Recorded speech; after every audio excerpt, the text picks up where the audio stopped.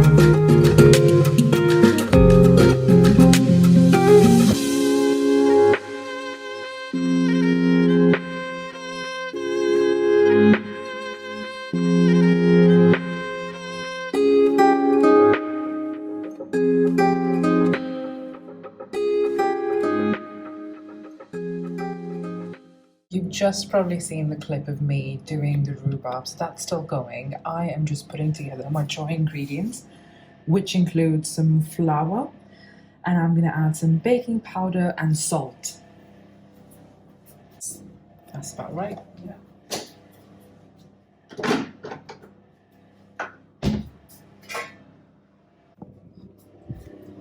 So this is what the mush looks like. I think I'm going to leave it here and let it cool down on the stove. I'm just going to move it off the heat so it can just sit and cool. And once it's cool, I'm supposed to add some baking soda in this to make it turn grey. Sorry about the sound from my oven, so I'm just going to get back here and continue mixing some of the dry ingredients.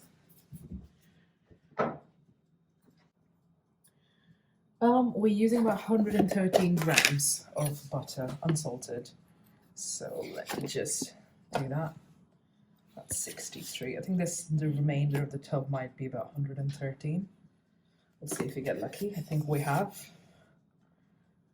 115. Okay, so we're just going to do it.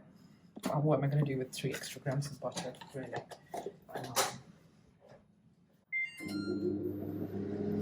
So that's going in the oven, and let me take my big pan in here, and I need to get 2 large eggs. So 1 egg is about 51 grams, so I think, yeah, 2 eggs will be more than enough.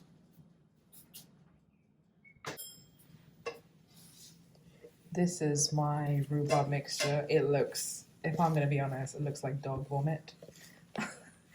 And I'm just going to let it do its thing on the side. Oh. All right, I'm not very organized as other days, but hey ho, that's going to be fine. I need to bring back my eggs here. Let's start doing that.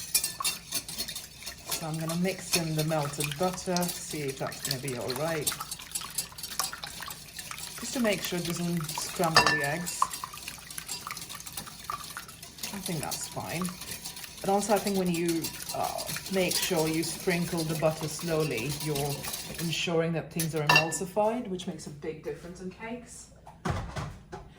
Now, one more thing that we're supposed to do is add orange zest. Again, it says 101.5 teaspoon. I'm just going to take an orange, and whatever zest I can get off it is going in here. Full disclosure, I think I did mention in the intro that I have never tried rhubarb before, but have tried oranges, so I'm not sure about the scent of rhubarb, but just doing the process I've done so far. So I am glad that it's going to have a bit of an orangey kick, because I'm not sure if I'm going to like this cake, but I wanted to try it because it's something new. Okay. That's nearly all of the orange zested out. I'm going a bit heavy-handed because, like I said, I want to make sure I like the cake and then finish it. Okay, so that's the zest of an orange going in. Oh, to be honest, it smells fantastic so far. And then I've got to add some yogurt. Do you know what? Because I'm lazy, I'm going to put my scales under it and I'm just going to dump it in here. I need to add yogurt, vanilla, and the rhubarb mush. So the amount of yogurt I need is about 80 grams. So it says Greek yogurt. We're not that fancy. I'm going to use normal yogurt, but just take a bit so it could emulate Greek yogurt. That's 80 grams. And that goes in there. To be honest, this cake is a bit different because it obviously doesn't start with, whisking your butter and eggs and then doing its thing. It starts with melted butter, eggs. Currently, it looks like mayonnaise. So I think the last thing I need to add is some vanilla and the rhubarb mix. So, this dog worm going in. I'm pretty sure everybody else doesn't feel the same way as I do, but so far as I've smelled rhubarb, I don't have high hopes that I'm gonna like it, but we're gonna see. And also, again, I just want to make sure everybody knows this is my preconceived notion about rhubarb. It has nothing to do with the recipe that Claire's put together. I've just never tried it in my life and I decided to do it with her recipe, so it's not her fault. I'm never going to be the kind of person who measures vanilla, so I'm just going to use 1 capful worth. Oh, okay, now all of it looks like dog worm. Anyways, I'm going to move past it. It smells good. The orange, rhubarb, and honestly, the vanilla works better than it was working on its own. Now, hold on. So we've got demerara sugar, baking powder, kosher salt, unsalted butter, 2 large eggs. The thing is, with most of Claire's recipe, I have to go back in and check for the ingredients because there are just so many and they're such niche ingredients that I've never tried before, much like rhubarb. Now, it says to mix wet into dry. Oh, excuse my husband there. Wet into dry. Why did it ask me to use a large bowl for the wet one? That's a bit...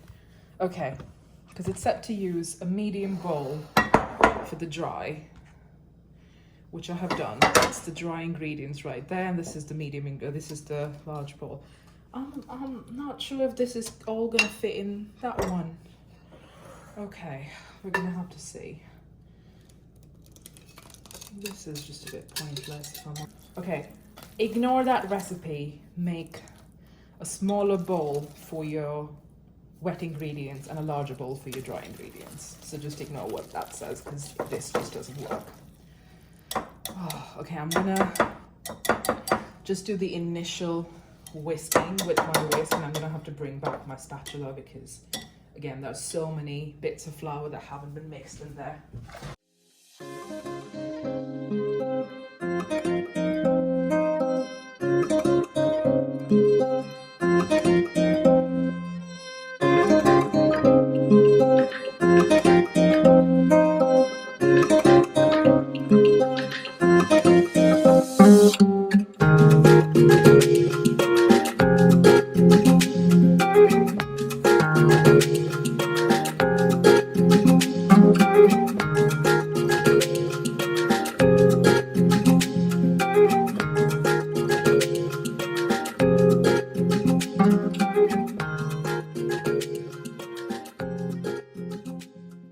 I've just realized something and I'm not proud of it. I forgot to put sugar.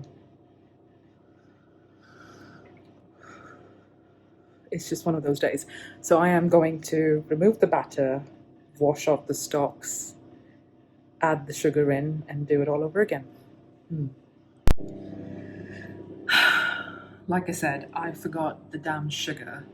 So I am just adding 250 grams of sugar. This is fine sugar, so that should help me out a little bit more. We're gonna have to see. To be fair, after I've added the sugar, the batter looks about all right, and I'm just going to add it back in.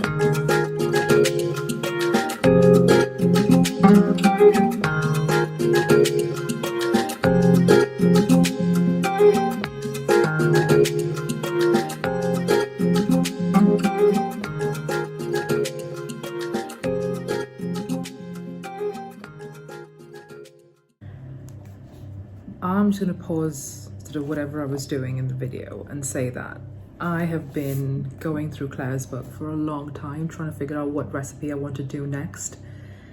And it's a hard one because a lot of the ingredients that she uses are so niche and they're so, they're tricky to find, they're tricky to always have on hand. So it's a hard book to love, especially during the time we're in.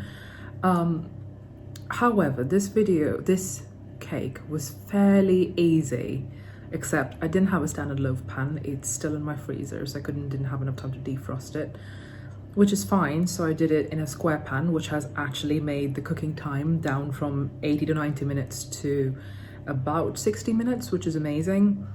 But I have to say that some of the bits and pieces of this particular recipe I noticed were a bit off. So when they said 2 large eggs, I know the eggs I usually get are small eggs or like medium eggs, but they were plenty. So don't go by with the book. It does give you a weighted measurement. And even though mine were 2 small medium sized eggs, they were still about 5 grams over. The second thing that I noticed in this recipe is that Claire asks to have a medium bowl for the dry ingredients, large bowl for the wet ingredients, but the process isn't dry to wet, it's wet ingredients into the dry. I would swap that. I would make the wet ingredients bowl smaller and the dry ingredients bigger. So when you do actually get to the recipe, you can just focus on, being able to whisk it properly. Because I'm not sure about you, I've got a really nice big balloon whisk and I want to make sure I get every little bit of the cake. So yeah, I hope you like this particular cake. I hope I like this particular cake. And yeah, let's get into the tasting. Now.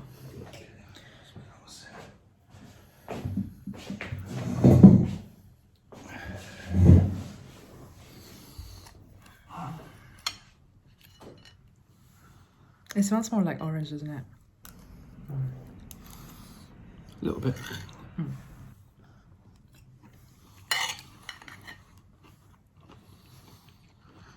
I wouldn't say it tastes like rhubarb. I still don't know what rhubarb tastes like. Hold on. You can taste the rhubarb. It's pretty tart. Yeah. Even in the cake, you can taste it. Yeah. Kind of blended with the orange, so the orange overpowers it, but it's definitely there. Okay. I think the cake's a bit soft though. That might be because of the sugar. Yeah, but you can see the rhubarb there, so it's blended into the middle. It is nice. Don't get me wrong. I thought it was going to be like some unusual alien flavour that I've never tried before, which it isn't. I'm just gonna shove your. I don't want to eat it. I do sort of see what I've done wrong, because the texture of this cake reminds me when I first ever tried to make pound cake and I messed up and the sugar was grainy while I was sort of blending ingredients together, and this has done the same thing, and that might be my fault and not the cakes. But at the same time, in the recipe, they don't actually show you what the cake's supposed to look like. So I'm gonna say that it's all right. Not my favourite recipe, honestly. Oh well. I mean, I'm not a baker or anything, but I can't tell the difference. Yeah, it doesn't show what it looks like on the inside, so there is that. So we both tried the cake, and I wanted to just give you my final thoughts. I do think for this cake, I was the one who made an error, because it has a really lovely flavour profile. I'm still getting used to the fact that it's got some rhubarb in it, and I'm probably not the right person to judge. My husband really liked it, so I would say it is a good cake. Just read the ingredients carefully, read the recipe carefully, and just follow it where it's supposed to be, and I think you'll be all right. It is a tasty cake, and I would say, even if you're not a rhubarb lover, the fragrance from the orange zest is so potent, and it is so lovely in this cake, and the vanilla, that it is a much more rounded flavor than just rhubarb. The one thing I would do instead of that is, if you really don't like rhubarb, but you're trying to try this cake, is maybe omit the stalks that you're supposed to add on top of the recipe, just because those are the most tart bits that on their own can feel very overwhelming. But apart from that, it's a very soft and moist cake. I felt that it was a bit dense. Now, I haven't let it completely cool off because I do like warm cake, but I do think with a little bit of custard, this cake would be really, really, really lovely. So I hope you enjoyed this video and this review of this particular recipe from Claire's book. Yeah, and I'll come back with more next week. Bye.